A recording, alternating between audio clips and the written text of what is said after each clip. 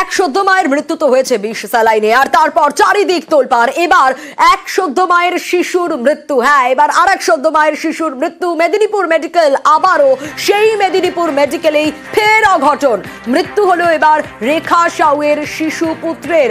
সদ্যজাত জন্মের পর থেকে ভেন্টিলেশনে ছিল।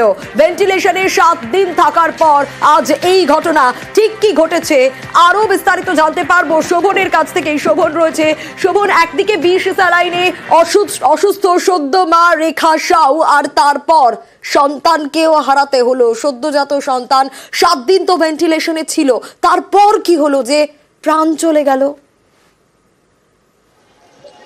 একেবারে দেখো সোনিয়া, যে 7 দিন ভেন্টিলেশনে যে শিশুটি ছিল রেখা সাউয়ের যে শিশুপুত্র, এবং যেটা জানা যাচ্ছে মেদিনীপুর মেডিকেল কলেজের সূত্রে যেটা জানা যাচ্ছে যে সিভিয়ার বার্থ এক্সপিক্সিয়া এই ছিল সেই শিশুটির। এবং যেটা আমরা মেডিকেল টার্মে যদি ধরি সেটাকে বলা হচ্ছে যে জন্মের আগে বা জন্মের পরে শিশুর ব্রেন এবং অন্যান্য অর্গানে পর্যাপ্ত পরিমাণে অক্সিজেন পৌঁছাচ্ছিল না। সেই কারণে কিন্তু এই শিশুটিকে ভেন্টিলেশনে রাখা হয়েছিল, অর্থাৎ অপারেশনের পরের দিন থেকেই এই শিশুটি ভেন্টিলেশনে ছিল। যদিও কিন্তু রেখা সাউ যিনি প্রসূতি যিনি রয়েছেন তিনি কিন্তু অনেকটাই সুস্থ রয়েছেন, তবে যেটা মেডিকেল কলেজ সূত্রে জানা যাচ্ছে যে আজ সকালেই কিন্তু সেই ভেন্টিলেশনে থাকা চিকিৎসাধীন সেই শিশুর মৃত্যু হয়েছে।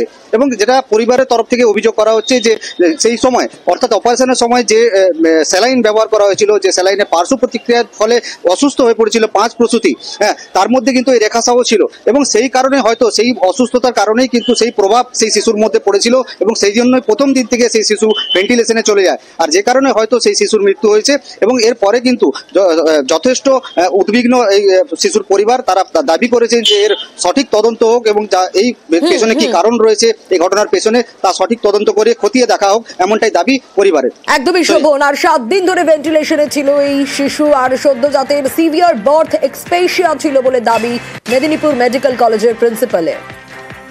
7 দিন হসপিটালে ছিল বাচ্চাটা। কি কমপ্লিকেশন ছিল বা না, ওটা সিভিয়ার বার্থ অ্যাসফিক্সিয়া ছিল, আন্ডার ট্রিটমেন্ট। স্যালাইন দেওয়ার পর থেকে তার শরীরে সমস্যা শুরু হয়, প্রসূতির শরীরে।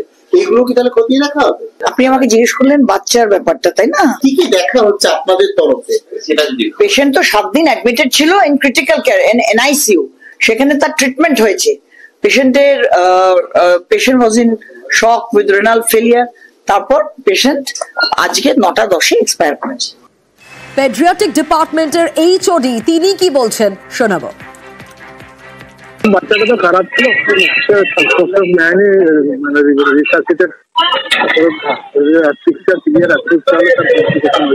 সিজারের কি ইন্ডিকেশন ছিল সেটা না দেখে তো বলা যাবে না। মানে সিজার যখন করা হয়েছিল তাদের ইন্ডিকেশন ছিল, বাচ্চা হয়ে হয়তো ইয়ে হয়নি। এমএসবি অফিস থেকে আরো বলছে দরকার হলে পোস্টমর্টম করা হবে। ঘটনায় সিবিআই তদন্তের দাবি করছেন মৃত শিশুর বাবা। আচ্ছা, এই যে মারা গেল 9টার সময় মারা গেল, এখন জানালো ডাক্তারবাবু। আপনার স্ত্রীর তো অপারেশন কবে হয়েছে? বুধবার অ্যাডমিশন হয়েছে বিকেলে, রাত 12টার পরে তো সিজার হয়েছে। আমার স্ত্রী যেটা বলছে যে প্রথম থেকে আমার সব ঠিকঠাক ছিল, ডাক্তারবাবুও বললো বাচ্চা ঠিকঠাক আছে, সব ঠিকঠাক আছে, এখন সময় আছে সিজার করতে, মানে এখন দেরি আছে। হঠাৎ এসে বললো যে সিজার করতে হবে। তখন ভিতরে যখন নিয়ে যায় স্ত্রীকে, তখন প্রথম স্যালাইন দিয়েছে ওরা সেই স্যালাইন দেওয়ার পরে কিছু রিয়াকশন হয়েছে। আমার স্ত্রী বলছে আমার নিঃশ্বাস নিতে পারছি না, একটা প্রবলেম দেখা দিয়েছে। কি কারণে এত হলো, আগে ঠিক ছিল রুগী, এখন কি করে মারা গেল? সিআইডি তো তদন্ত করছে, সিআইডি তদন্ত কি আপনারা খুশি? না, তার থেকে আরো বড় এসে যেমনি তদন্ত করে এখানে, সিবিআই। হ্যাঁ, সিবিআই তদন্ত করবে এখানে।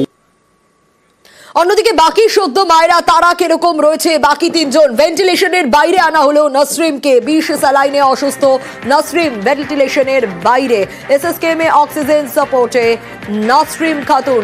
অবশ্যই এই খবরের দিকে আমাদের নজর থাকবে।